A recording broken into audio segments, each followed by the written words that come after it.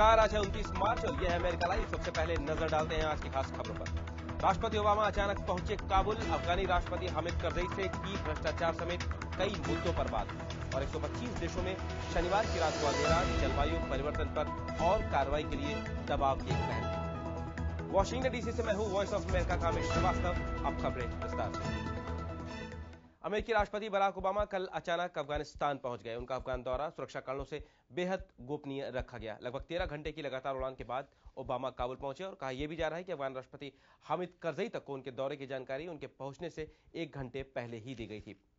Obama इससे पहले 2008 में राष्ट्रपति चुनाव प्रचार के समय अफगानिस्तान गए थे। राष्ट्रपति ओबामा की अचानक अफगानिस्तान यात्रा के बारे में हमने बात की वॉइस ऑफ अमेरिका की अफगानिस्तान सेवा के कार्यकारी संपादक मतीउल्लाह आबिद से।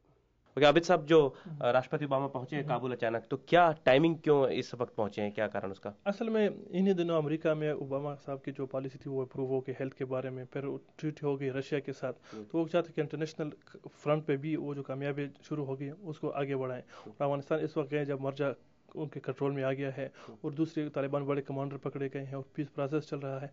तो मिस्टर ओबामा चाहते हैं कि उनको ये मैसेज दे दे कि मैं आपके साथ इस मिशन में साथी हूँ। तो क्या संदेश लेकर गए हैं? राष्ट्रपति करजई से मिलेंगे तो क्या बोला उन्होंने कल बात की जब? तो बड़ी बात उन्होंने ये कि गुड गवर्नेंस की बात की है, करप्शन की खत्म करने की बात की, क्योंकि जितने पैसे जा रहे हैं वो रिसेंटली जो रिपोर्ट आए हैं अमेरिका जो $मिलियन डॉलर गए हैं वो वेस्ट हो गए हैं। उन्होंने कहा कि आप ड्रग कंट्रोल नहीं करेंगे, करप्शन कंट्रोल नहीं करेंगे तो हमारे लिए मुश्किल होगा कि हम आगे के लिए आपके साथ हेल्प कर सकें।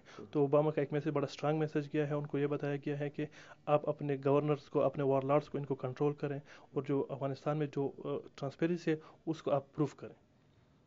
तो इसके अलावा क्या राष्ट्रपति और कुछ मदद देने का भी वादा कर रहे हैं इस बार वहां पर जाने के बाद, या सारे सैनिक वहां पर पहुंच गए हैं उसके बारे में कोई बात करेंगे? इसकी बड़ी जो बात सामने यही है, वो दावा दिया गया है प्रेसिडेंट करजई को 12 मई को अमेरिका आने की, व्हाइट हाउस में फिर मुलाकात होगी। तो इसका ये है कि आना जाना शुरू हो गया है। ये फर्स्ट टाइम है प्रेसिडेंट ओबामा अपनी प्रेसिडेंसी में अफगानिस्तान जा रहे हैं। इराक गए थे पिछले साल, अचानक काबुल पहुंच गए।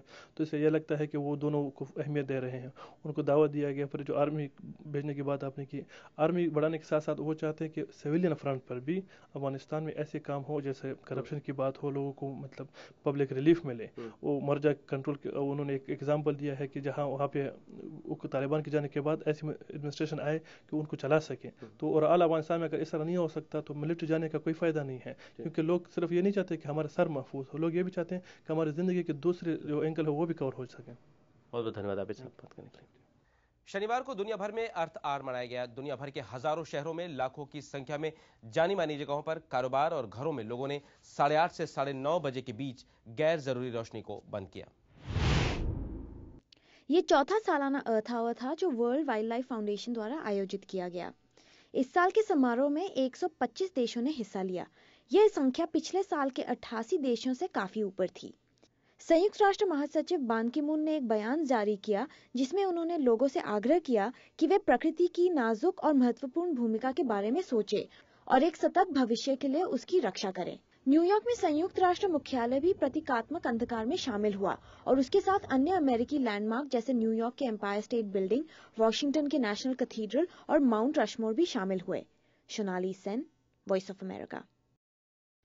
अमेरिका लाइव आप हमारी वेबसाइट www.voasamachaar.com पर भी देख सकते हैं। अमेरिका लाइव के बारे में अपनी राय हमें americalive@voanews.com पर भेजना ना भूलें। अमेरिका की बड़ी खबरों के साथ कल फिर मिलेंगे। नमस्कार।